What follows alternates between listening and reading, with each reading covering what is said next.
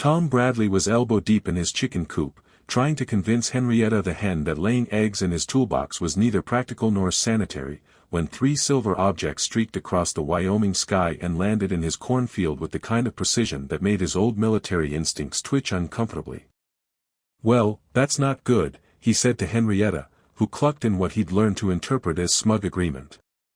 "Meteorites don't usually travel in formation, and they definitely don't make those kinds of engine sounds." Tom had spent 5 years cultivating the kind of peaceful existence that involved arguing with livestock and pretending that the most exciting thing in his day would be discovering whether his tomatoes were ready for harvest. The 3 gleaming ships sitting in his corn, each roughly the size of a small helicopter but with curves that suggested their designers had very different ideas about aerodynamics than human engineers, were definitely not part of his retirement plan. He approached the nearest craft cautiously, his hand automatically checking for the sidearm he no longer carried. Old habits died hard, especially when those habits had kept him alive through 12 years of Special Forces operations that officially never happened. The ship's hull was warm to the touch and hummed with barely contained energy. As Tom circled it, looking for obvious weapons or warning labels, a seam appeared in what he thought was solid metal. The opening widened with a soft hiss, revealing an interior that glowed with soft blue light and looked like it had been designed by someone who'd never heard the phrase, purely functional. A figure emerged from the craft with fluid grace, and Tom's first thought was that either he'd been spending too much time alone or aliens had apparently been taking notes from human fantasy novels. She was tall, probably close to 6 feet, with the kind of elegant build that suggested both strength and speed. Her skin was pale with a faint luminescent quality, and her hair was silver white and long enough to reach her waist. But it was the years that really drove home the point that this wasn't his neighbor stopping by to borrow sugar. They were pointed and swept back from her head in graceful curves that would have made any elf proud. She wore what looked like a military uniform in deep blue, with silver accents that matched her hair, and she moved with the confident precision of someone accustomed to command. When she saw Tom, she stopped and inclined her head in what was clearly a formal greeting. "Greetings, Thomas Michael Bradley, former captain of the United States Army Special Forces, recipient of the Silver Star, Bronze Star, and Purple Heart," she said in lightly accented English. "I am Captain Lyra Vexthanes of the 3rd VA Thren Fleet, and I have traveled far to make your acquaintance." Tom stared at her for a moment, processing the fact that an alien who looked like she'd stepped out of a particularly elaborate cosplay convention had just recited his service record in his own cornfield. "Okay," he said finally. "That's either really impressive intelligence gathering or you've got me confused with someone else. I'm just a farmer now." "You are precisely who we seek," Lyra replied seriously. "Though I must admit, your current occupation was not mentioned in our research files." Before Tom could ask what research file she was talking about, or who we might be, 2 more figures emerged from the other ships. They were clearly related to Lyra, same height, same luminescent skin, same pointed ears, same impossible silver hair, but their uniforms were different colors and their bearing was distinctly individual. The one in green moved with the purposeful efficiency of someone who spent her time figuring out how things worked and how to make them work better. The one in gold carried herself with the careful poise of someone trained in diplomacy and negotiation. Both approached Tom with the same formal bearing as Lyra, and he had the unsettling feeling that he was about to become the center of attention in ways that would definitely disrupt his quiet retirement. "I am Engineer Sarah Vexthanes," said the one in green, inclining her head with the same formal gesture. "And I am most eager to learn about human agricultural techniques and whether they might be improved through the application of quantum farming principles." "I am Diplomat Mira Vexthanes," added the one in gold. "And I am here to ensure that all cultural protocols are observed during this most important of ceremonies." "Ceremonies?" Tom asked, though he was getting the distinct impression that he really didn't want to know the answer. "The courtship of the proven warrior," all 3 sisters said in unison, as if this was the most natural thing in the world. Tom looked from one alien woman to the next, noting the way they stood in a perfect triangle formation around him, the way their luminescent eyes seemed to be evaluating him like he was a prize bull at a county fair, and the way his peaceful cornfield had suddenly become what appeared to be the staging ground for some kind of interstellar dating show. "I'm sorry, the what now?" According to ancient Vathran tradition, Nira explained with the patient tone of someone reciting something she'd memorized, when three sisters of marriageable age encounter a warrior of proven courage from another species, they must compete for the honor of joining their bloodlines through the sacred bonds of matrimony. "You want to marry me," Tom said slowly. "All three of you." "To me." "One human farmer who just wants to grow vegetables and argue with chickens."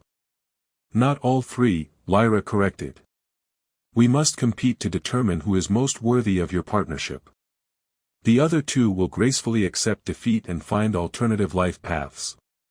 Alternative life paths that may or may not involve permanent exile from our homeworld," Sarah added helpfully, "depending on how gracefully we handle the defeat." Tom stared at them, then at his cornfield, then at Henrietta the hen, who had wandered over to investigate the visitors and was now pecking curiously at Lyra's boot. "This is not how I thought Tuesday was going to go." "We understand this may be overwhelming," Nira said with diplomatic sympathy. "Human courtship rituals are quite different from ours, according to our cultural research. Your species apparently engages in elaborate deception games involving playing hard to get and mixed signals as part of your mating display. So your initial rejection of our proposal is expected and appreciated," Lyra added. "It demonstrates your worthiness as a warrior that you do not accept challenges lightly." "I'm not rejecting your proposal as part of some mating display," Tom said with growing desperation. "I'm rejecting it because I don't want to marry anyone, alien or otherwise. I came out here to get away from complications, not to become the center of an interstellar love triangle." The three sisters exchanged glances, and Tom saw something that looked suspiciously like approval in their expressions. "Excellent tactical misdirection," Sarah observed. "Claiming disinterest to test our resolve and commitment. Your military training serves you well in matters of romance." "This is not tactical misdirection," Tom protested. "This is a middle-aged former soldier trying to explain that he's not interested in getting married to anyone, especially not to three alien women who landed in his cornfield 5 minutes ago." "Such dedication to the ritual," Nira said admiringly. "Maintaining the pretense even when faced with direct confrontation. Our research indicated that human males often employ this strategy to ensure their potential mates prove their sincerity." Tom looked around his property, at the 3 silver ships sitting in his corn, at the 3 impossibly beautiful alien women who were apparently convinced he was playing some kind of elaborate courtship game, at Henrietta the hen who had now started investigating the quantum farming equipment that Sarah was casually assembling on his front porch. "I need coffee," he said finally. "This conversation requires significantly more caffeine than I currently have in my system." "Ah, the traditional beverage of contemplation," Lyra said solemnly. "We would be honored to share in this ritual preparation." Tom looked at her, then at her sisters, then at his quiet farm that was rapidly becoming anything but quiet. 5 years of peaceful retirement, and now he had 3 alien women convinced he was some kind of warrior prize in need of winning. "Fine," he said, because what else could he say? "Coffee. But I'm not agreeing to marry anyone, and this is definitely not some kind of mating ritual. This is just a confused farmer trying to figure out why his Tuesday suddenly includes extraterrestrial marriage proposals." Of course, all 3 sisters agreed in unison, in the tone of people who clearly didn't believe a word he'd said. As Tom led them toward his house, he couldn't help but notice that each sister moved differently, Lyra with military precision, Sarah with the careful attention of someone cataloging everything she saw, and Nira with the diplomatic grace of someone trained to navigate complex social situations. They were individuals, he realized, not just alien marriage seekers. Which, he reflected as Henrietta strutted past carrying what looked like a small piece of quantum farming equipment in her beak, probably made his situation significantly more complicated than it already was. Tom's kitchen had never been designed to accommodate 3 alien women engaged in what appeared to be a polite but intense competition over who could be more helpful with coffee preparation. Lyra had stationed herself by the door in what was obviously a defensive position, scanning the room like she expected enemy forces to burst through the windows. Sarah had become fascinated with his coffee maker and was currently explaining to it why its brewing methodology was quaint but inefficient. Nira had arranged herself at his kitchen table with perfect diplomatic posture and was taking notes on what she called human domestic protocols. Your beverage preparation rituals are more complex than our initial research suggested, Nira observed as Tom measured coffee grounds with deliberate normalcy. The precise timing and temperature control suggest significant cultural importance. It's just coffee, Tom said, though he was beginning to realize that nothing was just anything anymore. I make it the same way every morning. No ritual involved. Fascinating, Sarah said, running some kind of scanning device over his coffee maker. Your machine operates on simple thermal dynamics, but you've developed an intuitive understanding of optimal extraction ratios. With minor quantum enhancements, we could improve efficiency by approximately 200%. Please don't enhance my coffee maker, Tom said quickly. I like it the way it is.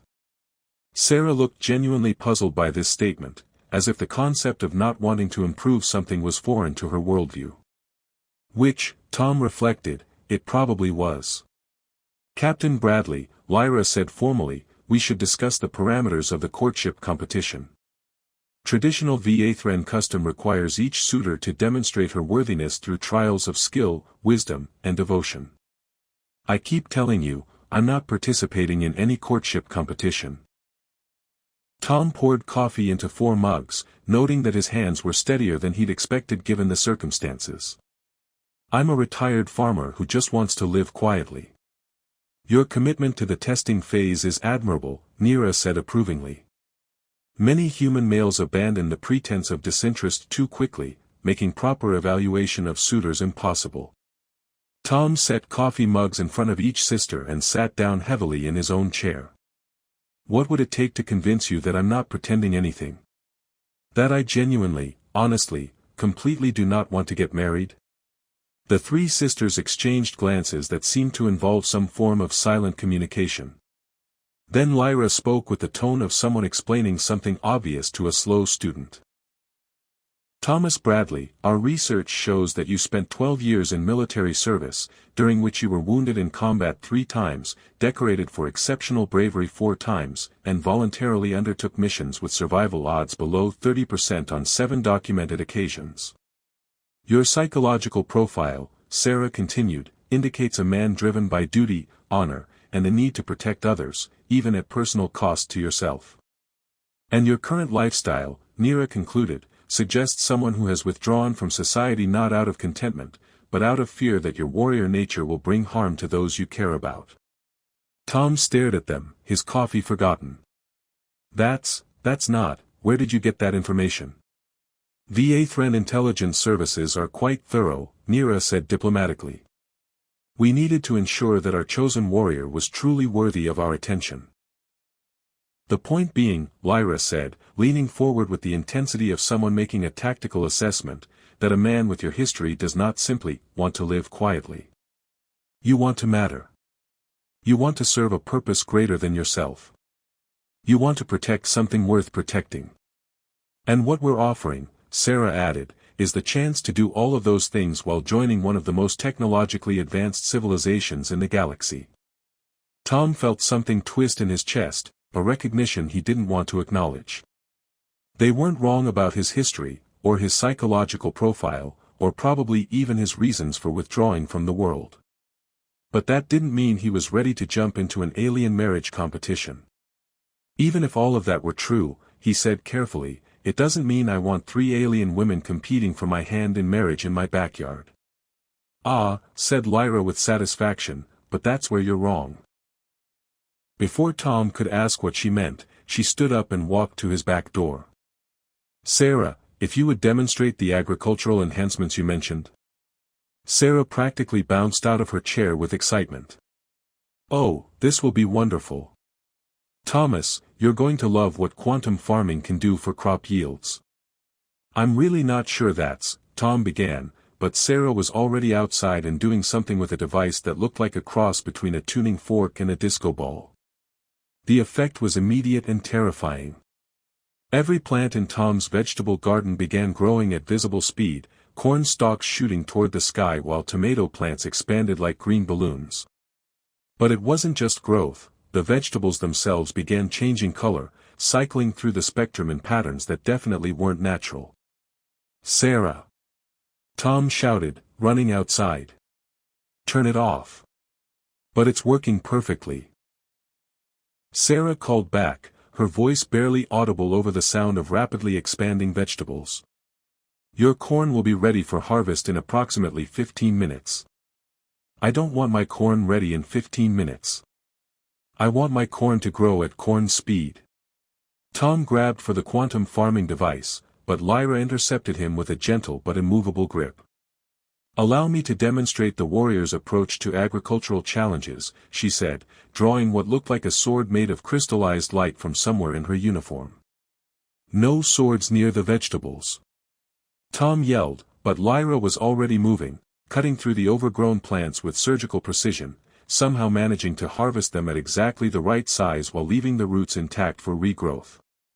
"As you can see," she called over the ongoing quantum enhancement sounds, "the combination of Sarah's technological innovation and my tactical precision creates optimal results with minimal waste." Meanwhile, Neera had positioned herself near Tom's chicken coop and was apparently having a conversation with his chickens. Not just talking to them, actually conversing, complete with what sounded like chicken responses in a language Tom was pretty sure chickens weren't supposed to know. "What is she doing to my chickens?" Tom demanded. "Diplomatic first contact protocols," Lyra explained, parrying an aggressively growing tomato vine with her light sword. "Neera believes that successful integration with human society requires establishing positive relationships with all local species. My chickens are not a local species. They're just chickens."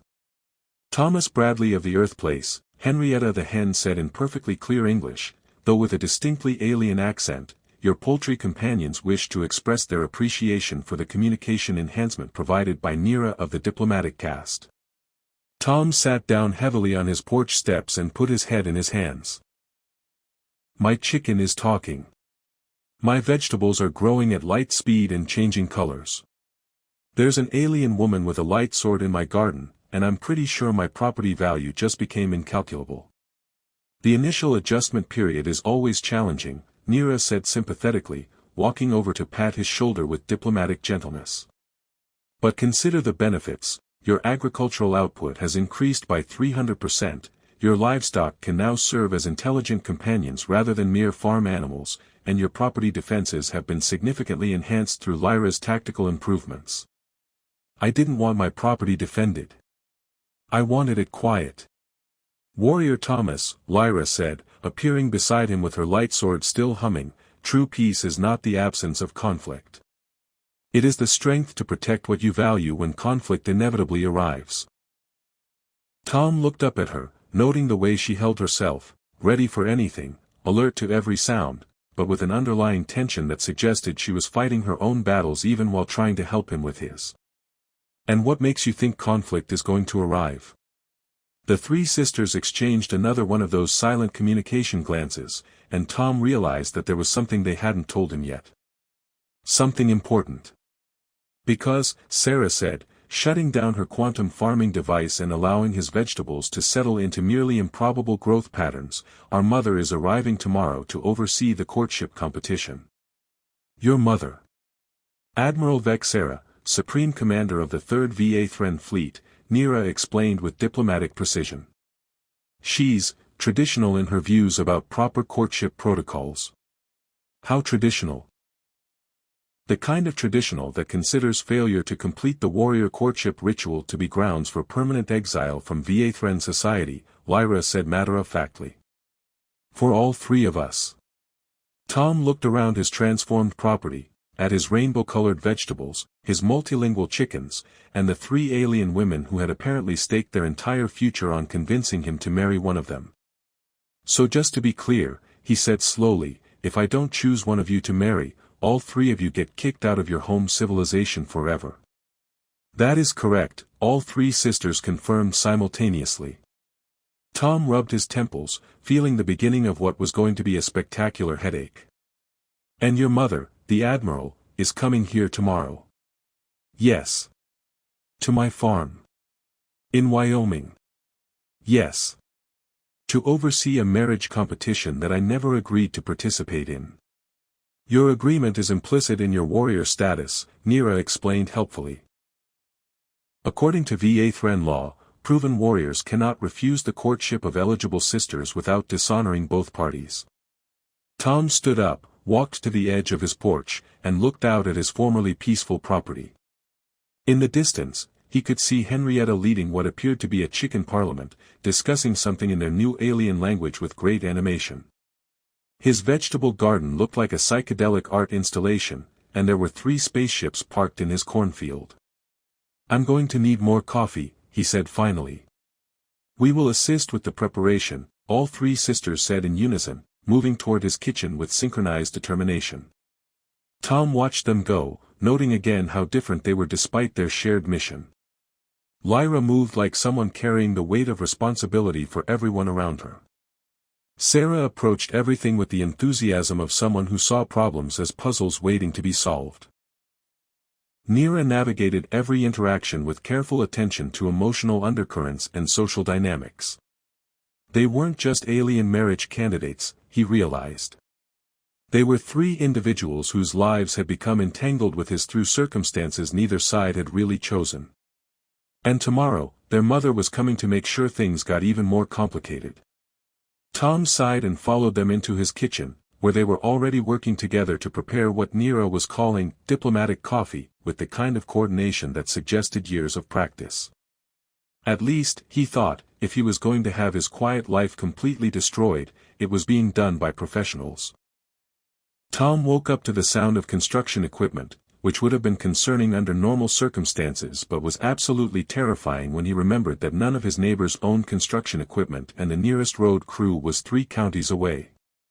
He stumbled out of bed and looked out his window to discover that Sarah had apparently spent the night building what could only be described as a fortress made of farming equipment and quantum technology. Morning, Thomas, she called cheerfully from atop a structure that looked like his barn had mated with a spacecraft and produced something that defied several laws of physics. I've taken the liberty of upgrading your defensive capabilities in preparation for Mother's arrival. Tom pulled on his clothes and walked outside, trying to process the fact that his property now looked like a military installation designed by someone with unlimited imagination and no sense of subtlety. His barn was still recognizably his barn, but it was now surrounded by energy fields that hummed softly and what appeared to be automated defense turrets that tracked his movement with friendly beeping sounds. Sarah, he said carefully, what exactly did you do to my farm?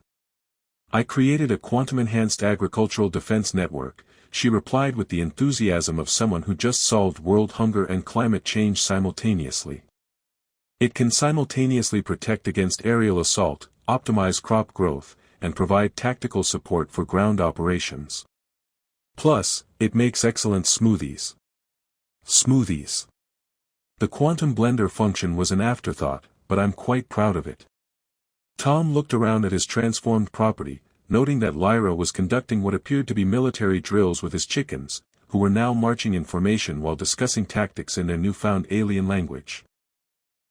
Nira had set up what looked like a diplomatic reception area on his front lawn, complete with formal seating and what might have been peace treaties written in multiple languages.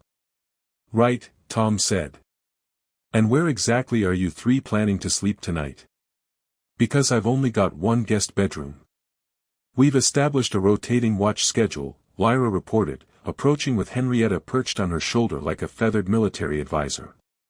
Sarah takes first watch from the quantum fortress, I maintain perimeter security, and Nira coordinates diplomatic protocols with local wildlife.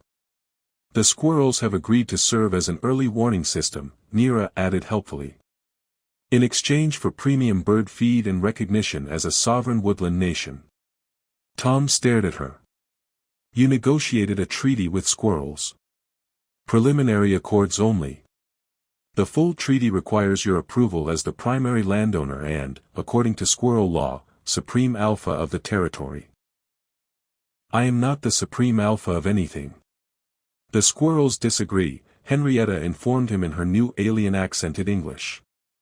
They consider your ability to open the feed containers to be proof of divine authority. Tom rubbed his temples and headed for his kitchen, followed by 3 alien women, 1 multilingual chicken, and what sounded like a small delegation of chittering squirrels. I need coffee before I deal with any more interspecies diplomacy. Already prepared, Sarah announced, gesturing to a coffee maker that had definitely not been his coffee maker yesterday. This one looked like it belonged on a spaceship and was producing coffee that actually glowed softly with golden light. What did you do to my coffee maker? Quantum enhancement. The coffee now provides optimal nutritional balance, enhanced cognitive function, and improved resistance to alien pheromones. Alien pheromones? Mother species naturally produces chemical signals designed to influence emotional responses, Neera explained diplomatically. It's not intentional manipulation, merely a biological adaptation that can make negotiations complex. Tom poured himself a cup of the glowing coffee, which tasted like the best coffee he'd ever had in his life, mixed with something that made his brain feel like it was running at full capacity for the first time in years. So your mother is coming here with biological mind control powers. Only mild emotional influence, Lyra corrected. Nothing you can't resist with proper preparation and strong coffee. Great. Wonderful. Perfect. Tom sat down at his kitchen table, which he noticed had been enhanced with what appeared to be tactical planning displays. So what exactly happens when your mother gets here? The 3 sisters exchanged one of their silent communication looks, and Tom was beginning to recognize that as a sign that the situation was about to get significantly more complicated. Traditional Vathran courtship law requires the admiral to assess both the warrior's worthiness and the sisters' demonstrations of suitability, Neera began carefully. The assessment includes combat trials, intelligence evaluations, and compatibility testing, Lyra continued. And if the admiral determines that the warrior is unsuitable or the sisters have failed to prove their worth, Sarah finished, the entire courtship is declared invalid and the sisters face exile. But, Tom said, sensing there was more, if I am deemed suitable and you 3 have proven your worth, then you must choose one of us as your mate within 1 solar cycle, all 3 said in unison. And if I refuse to choose? That would be considered a grave insult to Vathran honor, Neera said diplomatically. The consequences would involve not just our exile, but potential military action against your planet as recompense for the dishonor.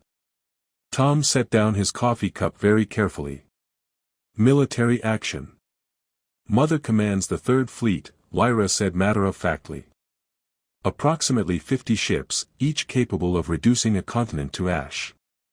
She wouldn't actually do it, Sarah added quickly. Probably. She's very traditional, but she's not genocidal. Mostly not genocidal, Neera corrected. She has strong feelings about honor and duty. Tom stood up and walked to his window, looking out at his property that now resembled a bizarre fusion of farm and fortress. In the distance, he could see government vehicles approaching on the road, black SUVs with tinted windows that meant his situation had attracted official attention. We may have another problem, he said. The sisters joined him at the window, and Tom saw their expressions shift from concern to something approaching alarm. Government forces, Lyra assessed with military precision. Approximately 12 personnel, standard reconnaissance configuration, non-hostile approach pattern. They're not here to attack, Sarah observed, running scans with a device that had definitely not been in his kitchen 5 minutes ago. Bio-readings suggest curiosity rather than aggression. Nevertheless, Neera said with diplomatic concern, human governmental contact at this stage could complicate the courtship protocol significantly. Complicate how? Vathran law requires that courtship competitions remain private affairs between the involved parties, Lyra explained. If your government attempts to interfere or exploit the situation for political advantage, Mother will consider it an act of war, all 3 sisters said simultaneously. Tom watched the government vehicles park at the end of his driveway, noting the way the occupants seemed to be assessing his transformed property with professional interest. Right. So I've got alien marriage negotiations, quantum farming equipment, multilingual livestock, a possible interstellar war brewing, and now government agents who are probably wondering why satellite imagery shows energy signatures consistent with alien technology emanating from a chicken farm in Wyoming. When you put it like that, Sarah said thoughtfully, it does sound rather complicated. Rather complicated? Tom turned to stare at her. Sarah, my life has become a science fiction novel written by someone with a sense of humor and access to military-grade stimulants. The silver lining, Nira offered diplomatically, is that complex problems often have elegant solutions once all variables are properly understood. And what elegant solution do you propose for explaining to government agents why my farm looks like alien technology exploded all over it? We tell them the truth, Lyra said with military directness. That you're participating in a VA-Thren courtship competition, that our mother is arriving today to oversee the proceedings, and that any interference will result in 3 exiled sisters, 1 dishonored warrior, and potentially the worst first contact scenario in galactic history. Tom looked at her, then at her sisters, then at the approaching government agents, then at Henrietta, who was still perched on Lyra's shoulder and had apparently learned to operate the quantum defense systems. You know what? He said finally. At this point, the truth is probably the least crazy option available. Excellent decision, Nira said with diplomatic approval. I'll prepare formal first contact protocols while Sarah camouflages the more obviously alien technology. And I'll establish defensive positions in case the government agents prove hostile to the courtship process, Lyra added, her hand moving instinctively toward her light sword. No swords, Tom said quickly. This is a diplomatic situation, not a military operation. All situations are military operations if you approach them with the right mindset, Lyra replied seriously. That's exactly the kind of thinking that's going to get us all in trouble, Tom said, but he was already walking toward his front door. Okay, here's the plan. We meet them halfway down the driveway, we explain the situation calmly and rationally, and we hope that whoever's in charge of first contact protocols has a really good sense of humor. And if they don't? Sarah asked. Tom paused with his hand on the doorknob, considering the quantum fortress in his backyard, the diplomatic treaty with local wildlife, the 3 alien women who'd staked their entire future on his decision, and the government agents who were about to get the strangest briefing of their careers. Then we're all about to find out what happens when an unstoppable force meets an immovable object, he said. And I'm really hoping the coffee enhancement includes improved stress tolerance. As they walked down the driveway toward the waiting government vehicles, Tom caught himself thinking that 5 years ago, the most complicated decision he'd made was which vegetables to plant in his garden. Now he was apparently Earth's unofficial ambassador to an alien civilization, the center of an interstellar marriage competition, and quite possibly the only thing standing between 3 alien women and permanent exile. The worst part, he realized, was that despite everything, he was starting to care about what happened to Lyra, Sarah, and Nira. They weren't just alien marriage candidates anymore, they were individuals who trusted him with their future, and that trust was something he couldn't take lightly. Even if it meant his quiet retirement was officially over. The lead government agent turned out to be a woman in her 50s with the kind of competent, no-nonsense demeanor that immediately reminded Tom of his former commanding officers. She introduced herself as Director Sarah Chen from what she carefully didn't call a classified agency, and she listened to Tom's explanation of the situation with the expression of someone who'd heard stranger things but was still working on processing this particular level of strange. So let me make sure I understand, Director Chen said, glancing at the 3 alien sisters who stood in perfect formation behind Tom like the world's most attractive honor guard. You're telling me that these 3 women are from another planet, they want to marry you based on your military record, their mother is arriving today with enough firepower to level a continent, and your chicken coop has been converted into a quantum defense installation. That's an accurate summary, Tom confirmed. Though I should probably mention that my chickens now speak 2 languages and have formed what appears to be a military alliance with the local squirrel population. Director Chen looked at Henrietta, who was currently perched on Sarah's shoulder and had apparently learned to operate a translation device. Good morning, Director Chen of the Governmental Authority, Henrietta said politely. I am Henrietta, Senior Agricultural Advisor to Thomas Bradley and Liaison to the VA Defense Network. Your chicken has a title. She earned it through distinguished service during the Quantum Fortress construction project, Sarah explained proudly. Her insights into optimal defensive positioning were invaluable. Director Chen rubbed her temples in a gesture Tom recognized as the universal sign of someone whose morning briefing had just exceeded their capacity for processing weird information. Mr. Bradley, I'm going to need you to understand that this situation has attracted attention at the highest levels of government. We have 3 unidentified alien craft on American soil, energy signatures that our satellites can't explain, and reports of talking farm animals from every trucker who's driven past your property in the last 2 days.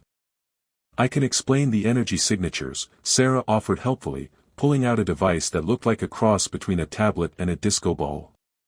The quantum enhancement field operates on a frequency that your detection equipment interprets as. Sarah, Tom interrupted, maybe save the technical explanation for later. The point is, Director Chen continued, that your personal situation has become a matter of national security. And when Admiral whatever her name is arrives with her fleet, it's going to become a matter of planetary security. Admiral Vexera, Nira corrected diplomatically. And she's not bringing the entire fleet, merely a personal escort. Probably no more than 12 ships. 12 alien warships is not reassuring. They're not warships, Lyra clarified. They're diplomatic vessels with enhanced defensive capabilities. Completely different classification. How is that different? Warships are designed to attack. Diplomatic vessels are designed to defend while looking impressive enough to discourage attacks. The distinction is important in interstellar law. Director Chen looked at Tom with the expression of someone who just realized that her biggest problem wasn't the aliens, but the fact that the aliens apparently made more sense than the situation warranted. Mr. Bradley, what exactly do you want the United States government to do about this? Tom considered the question, looking around at his transformed property, his multilingual livestock, the 3 alien women whose entire future depended on decisions he still wasn't sure he was qualified to make, and the government agents who were trying to figure out how to handle humanity's first official alien contact through a marriage competition. I want you to not start a war, he said finally. These women aren't invaders or conquerors. They're individuals caught up in cultural traditions they can't control, looking for a way to build lives that matter to them. And they chose me not because I'm special, but because their research suggested I might understand what it's like to serve something larger than yourself. And do you understand, I mean? Tom thought about 12 years of military service, about missions that officially never happened and teammates who trusted him with their lives, about the weight of responsibility and the price of duty. Then he looked at Lyra, who carried herself like someone who'd spent her entire life protecting others, at Sarah, whose eyes lit up every time she solved a problem that could help someone, at Nira, who approached every interaction with careful attention to everyone's emotional needs. Yeah, he said quietly. I think I do. So what's your plan? I'm going to marry all 3 of them. The silence that followed this announcement was broken only by Henrietta clucking in what sounded like approval and one of Director Chen's agents dropping his coffee mug. Tom, Lyra said carefully, VA law requires you to choose one sister as your primary mate. The courtship competition cannot result in a tie. But Earth law doesn't recognize VA marriage customs, Tom replied, his mind racing through possibilities as his old tactical training kicked in. And if I'm going to be Earth's first interspecies cultural liaison, which seems to be where this is heading, then I need to find solutions that honor both cultures while creating new precedents for the future. What are you proposing? Nira asked with diplomatic interest. I'm proposing that we redefine the competition.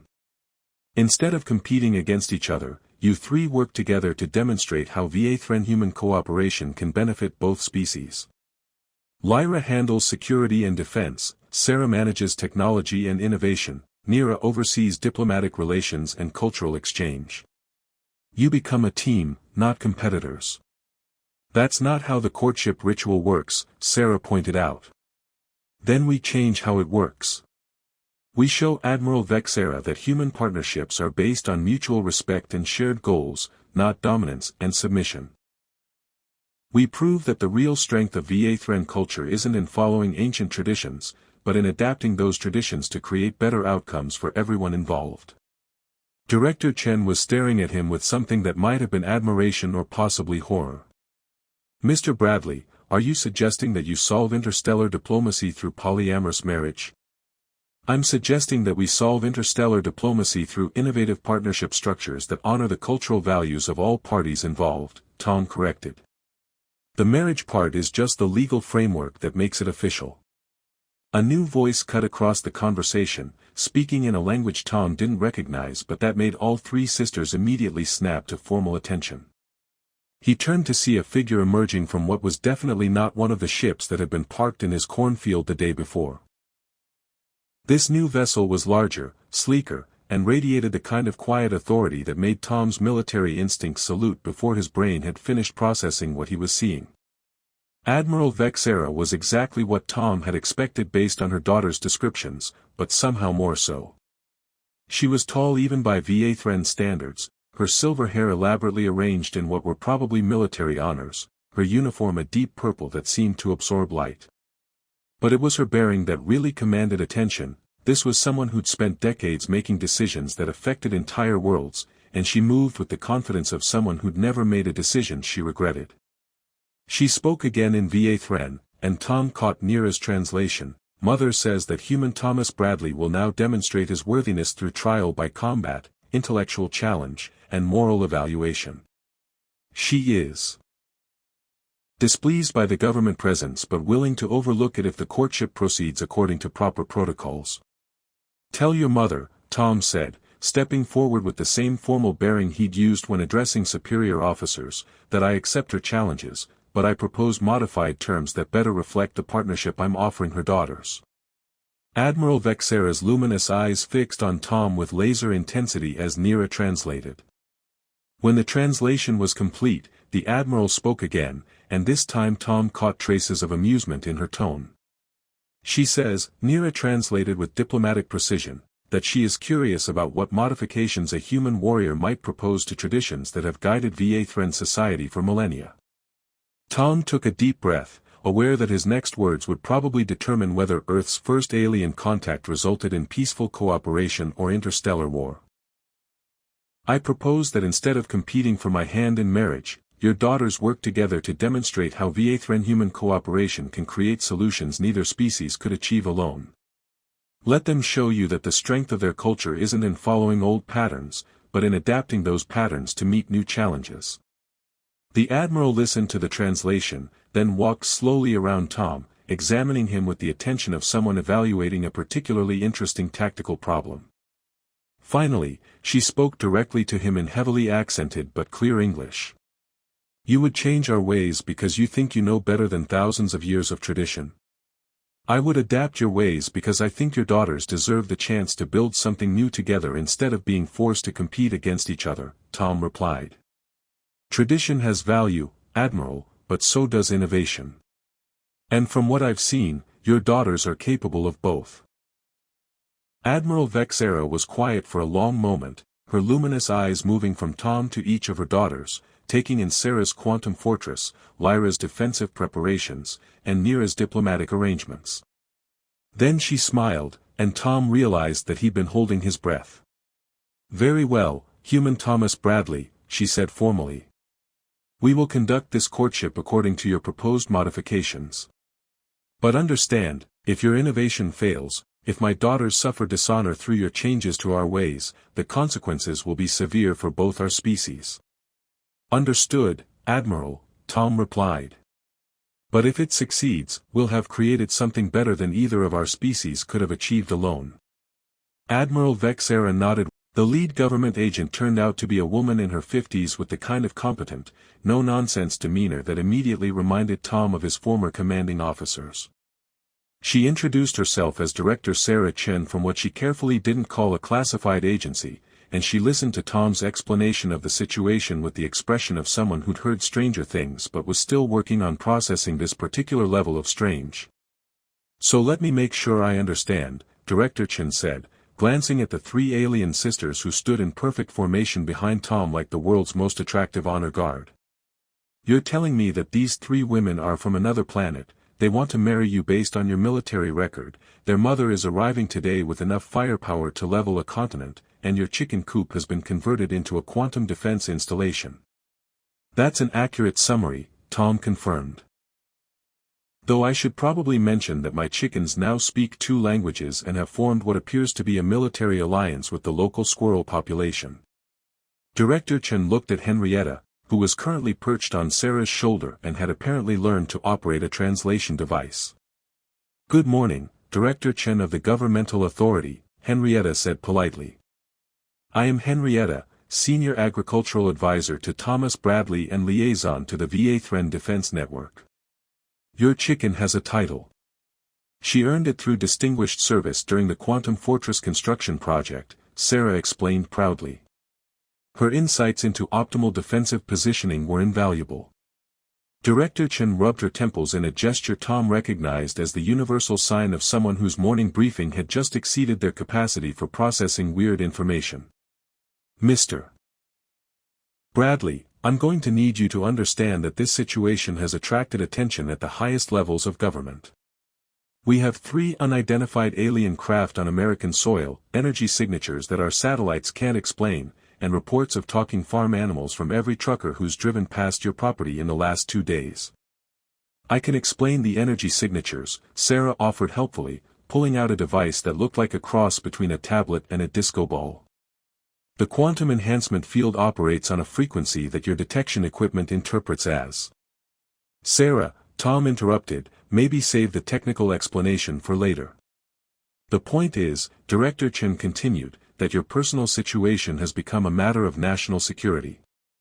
And when Admiral whatever her name is arrives with her fleet, it's going to become a matter of planetary security. Admiral Vexera, Nira corrected diplomatically. And she's not bringing the entire fleet, merely a personal escort. Probably no more than 12 ships. 12 alien warships is not reassuring. They're not warships,